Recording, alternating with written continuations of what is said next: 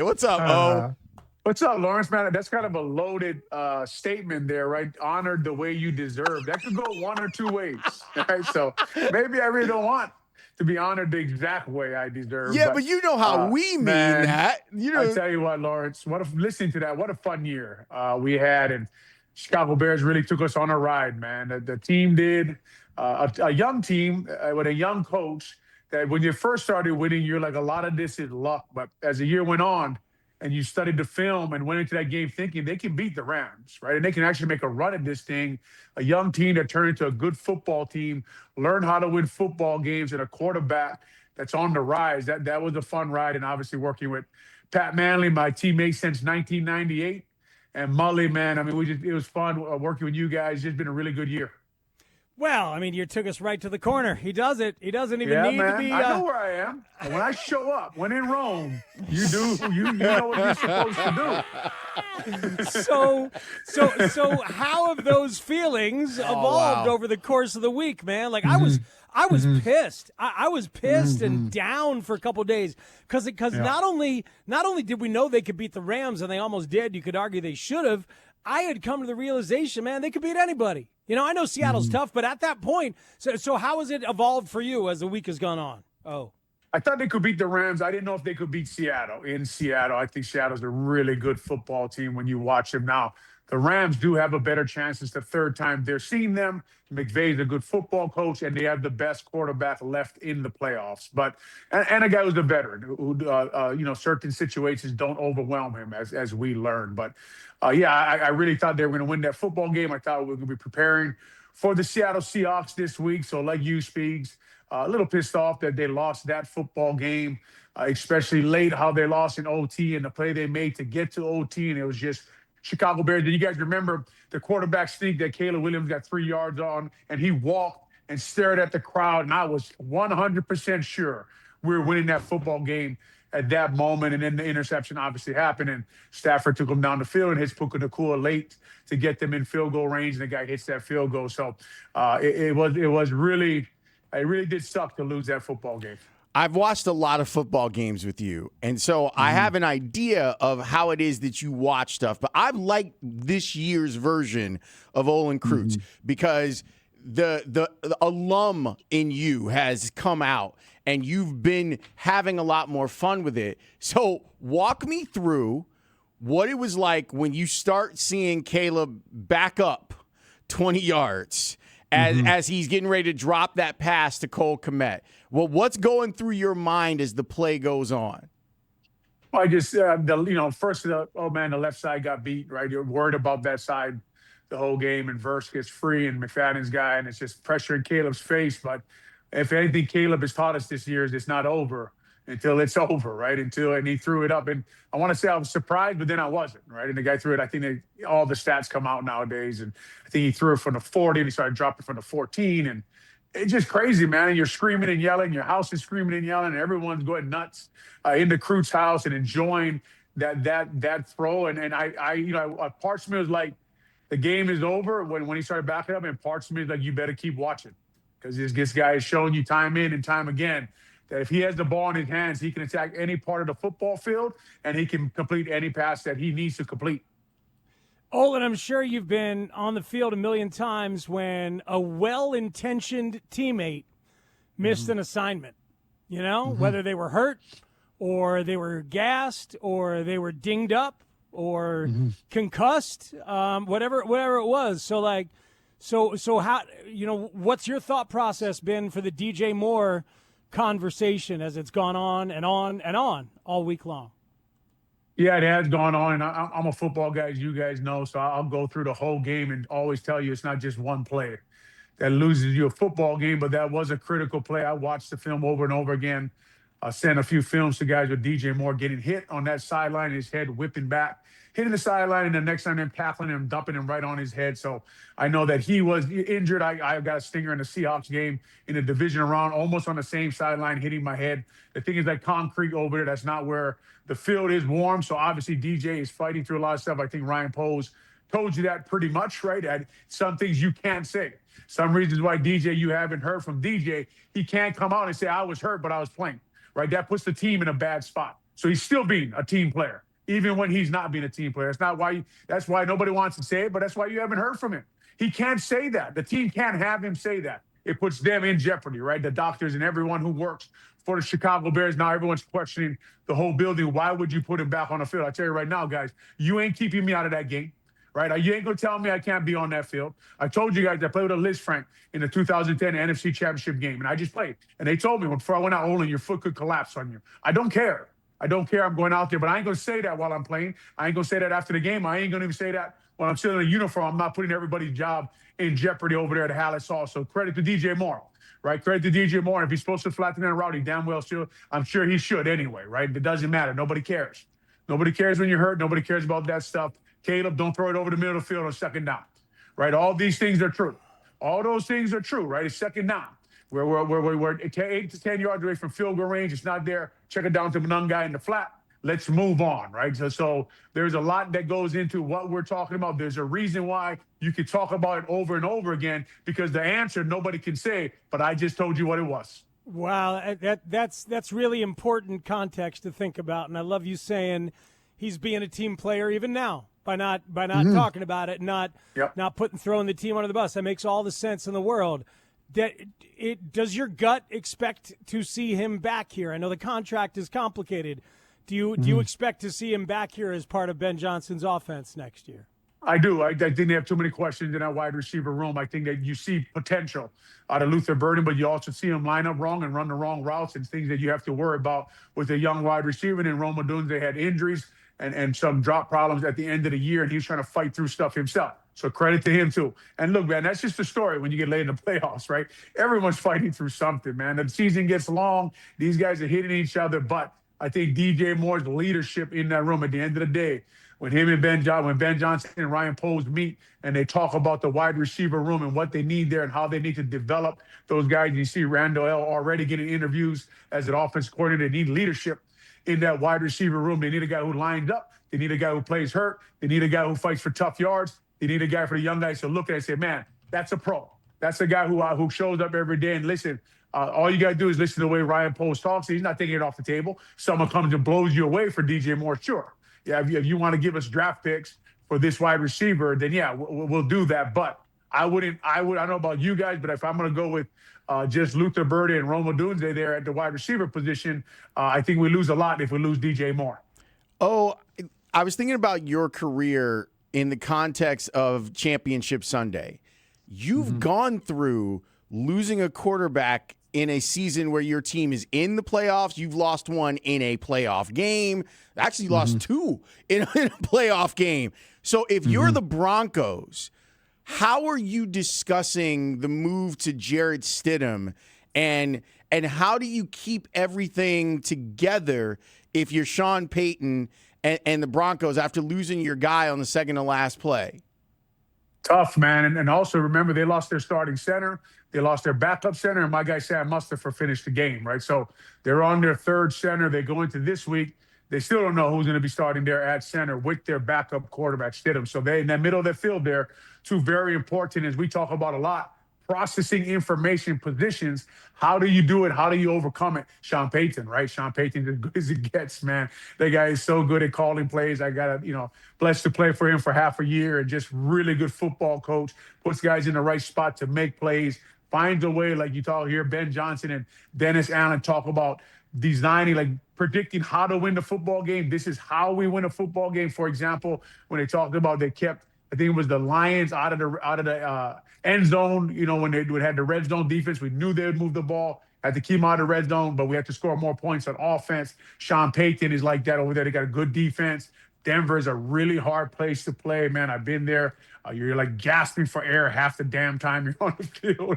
Really tough, but Patriots are really good. But Sean knows his quarterback strengths. He knows the throws he can make. Got to lean on the run game and that offensive line that they have built up, and then lean on the defense. Hope you get some takeaways, 1 or 2 takeaways, and a big play on special teams. Win the old Chicago Bear way, Lawrence, the way before we met Caleb, before Caleb showed up. He started showing up at hockey rinks and baseball games. And what's next, right? Where's he going to be next? But you and Spieg know better than anybody how Denver can win that football game, right? Same way the Chicago Bears used to win football games before Caleb was slinging it all over the place and having us jump out of our seats. You mean like maybe like an October night in Arizona where something like that happens, and there's some 22 tackles by the Hall of Fame linebacker, right? And Hester's in the middle of the field, and I look at Reuben Brown on the sideline. I said, "Rube, if he catches in the middle of the field and he's gone, that's going to be crazy." And sure enough, he was gone, right? So Mike Brown scoop and score, and just how that would look if Denver was to pull that off. But guys, man, if anybody can do it, it's Sean Payton. The Bears you guys are who we thought they were. Yeah, that's exactly what I was saying. Great you guys football coach too, right there. Yeah, right. Dennis Green, you guys were exactly who we thought you were. Exactly who we thought you were. The all right. So have you spent much time crunching that Seattle defense, like checking them out? Because we're trying to figure out. We don't have to get ready for them, but man, that thing is special. Seeing what they did to the Niners the last 2 times they've played them, especially got to say that 1 week after the Bears had just played him, and then San Fran goes up there and just can't even hang. That's a special unit. That is a special unit, and Coach McDonald does a great job. Now, listen, the Rams were up by 16, I think, the last time they played them. Put a lot of points on that defense. So that's what I'm saying. It's going to be a very interesting game. As you guys know, when it's in the division, right, and they know each other so well, and they're going to match up again, and it's McVay again, and it's just going to be I don't know. You don't know what kind of game is going to break out. Who knew that Dennis Allen's defense was going to do that to the number 1 offense in the Rams? I didn't know that. Who knew Sean McVay was going to call those plays against the Bears defense and not run the ball 7 times and then run the ball up the middle, then hand it to somebody on a jet sweep? And I was going to say, I never said in my life, what the hell is McVay doing, right? What kind of plays is he calling? So I don't know what kind of game is going to break out there, Speeds, but like you're saying, man, that defense is special. The kid from Illinois with a spoon is a really good football player, man. The secondary is good. The pass rush, Williams, them really good. They got a nose guard. His name slips me now. Short guy, the guy that did especially how he takes on double teams and just destroys the middle of your offensive line. And then the noise there, right? I played at University of Washington, as you guys know, and the way they built that stadium and the way you remember Marshawn Lynch is running the playoffs that 1 year, and I think they registered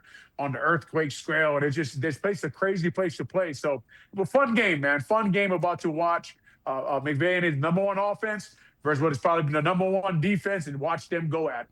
Our friend Alex Brown tried valiantly. He had 2 shots at Marshawn Lynch on that play. And Alex, you didn't have to do that. I'm just saying, he did. Another guy who belongs in the college football Hall of Fame, 2001 SEC Defensive Player of the Year. Now, 2 times consensus All-American. That guy should be in the College Football Hall of Fame. And if you want to know that, just ask him.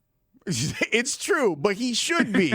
Now, look, 96 was really good.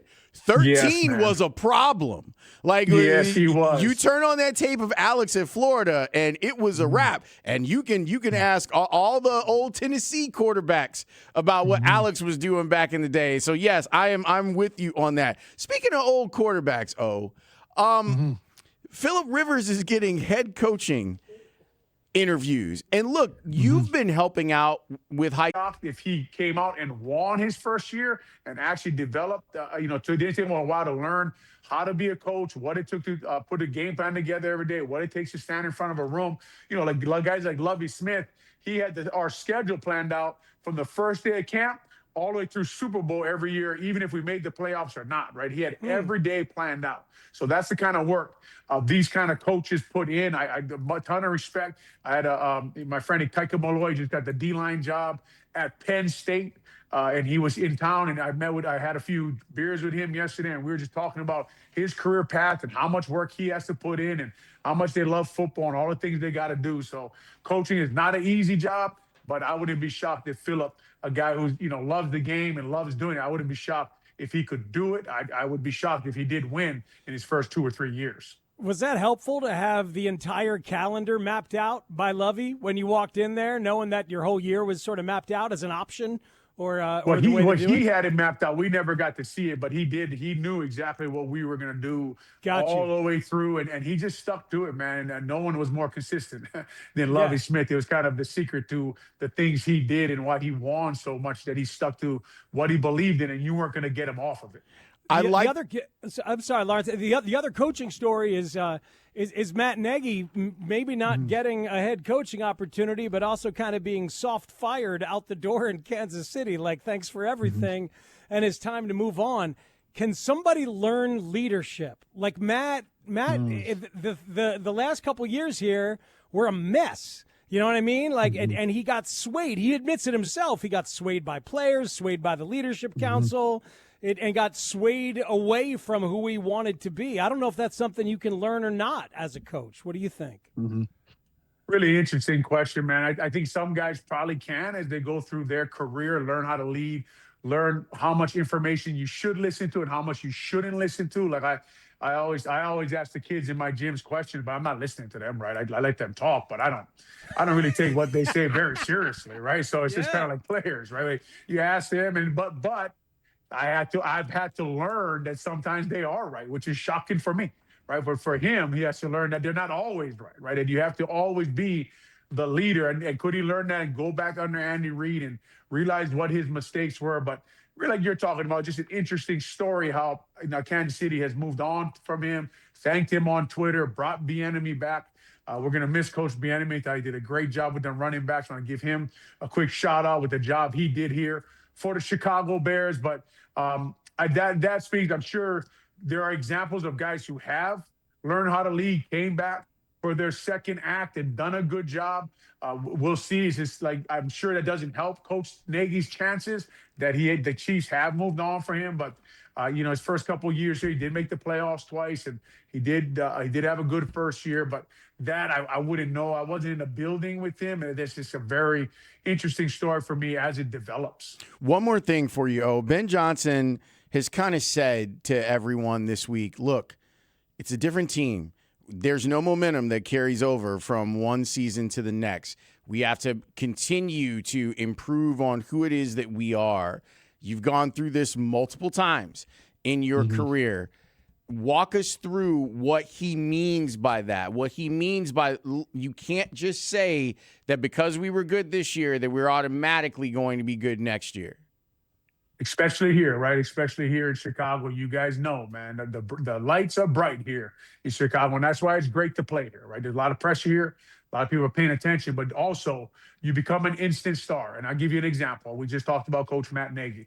And I remember his second year, he was Coach of the Year, right, in 2018. And I remember watching him on TV, and he was saying, nothing has changed, right? Nothing's changed. Same thing Coach Johnson is saying. We got to put in the same amount of work. We got to do the same things we did last year. While he was saying that, guys, I was watching him at the Tahoe Celebrity Golf Tournament with the boats behind him, sunshine, and he was hanging around Charles Barkley and all the guys, right? So something had changed, right? Things had changed. The year before, he was at Hallis Hall watching film on that day. So things have already changed for Coach when you had the year that Ben Johnson has, and he's going to be challenged, right? Everyone's going to tell him how great he is. Everyone's going to tell Caleb how great he is, and a lot of people call that poison, right? That's poison, man. That's the town is satisfied, right? We all ate our whole Thanksgiving Bears meal. We don't need any more food, man. It was a good year.